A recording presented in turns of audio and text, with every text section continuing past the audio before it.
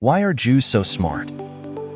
Ashkenazi Jewish intelligence, often colloquially referred to as Jewish genius, is the stereotype that Ashkenazi Jews tend to have a higher intelligence than other ethnic groups.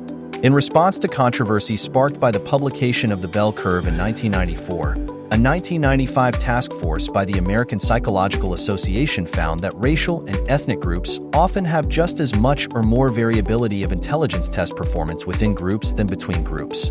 Over the course of subsequent decades, a consensus has emerged in the scientific community that ethnic or racial differences in average intelligence test performance are not due to genetic differences between these groups.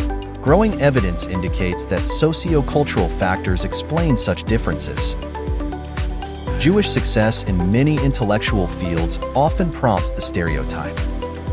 Many who argue for Jewish intelligence have pointed out the list of Jewish Nobel laureates amassing 22% of Nobel Prizes across all scientific categories, while Jewish people comprise only 0.2% of global population at roughly 14 million people. Even a small increase in average IQ would represent significant representation of outliers.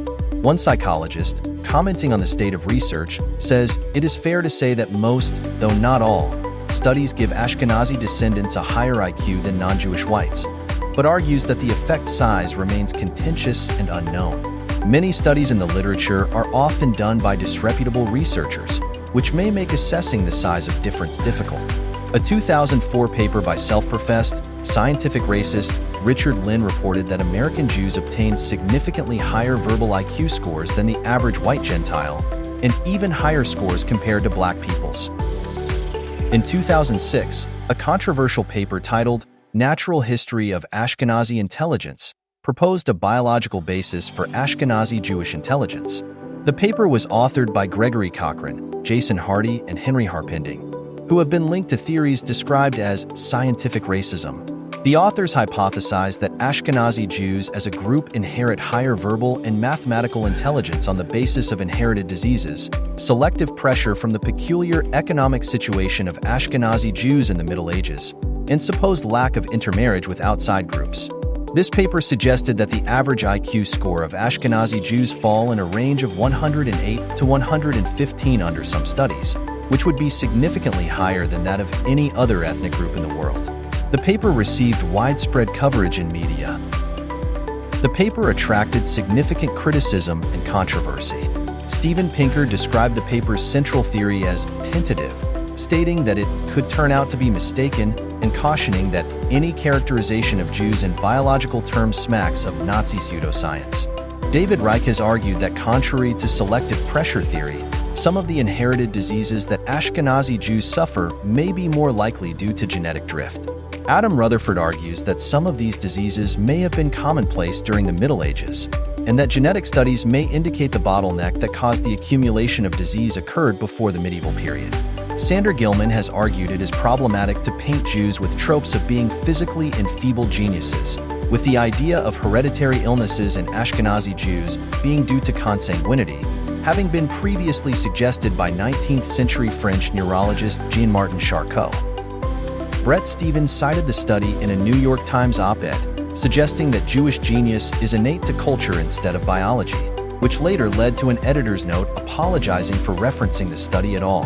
Adam Shapiro has argued that while praising Jewish genius may seem to combat anti-Semitism, Stephens was actually attempting to co-opt white supremacy ideals by using race science.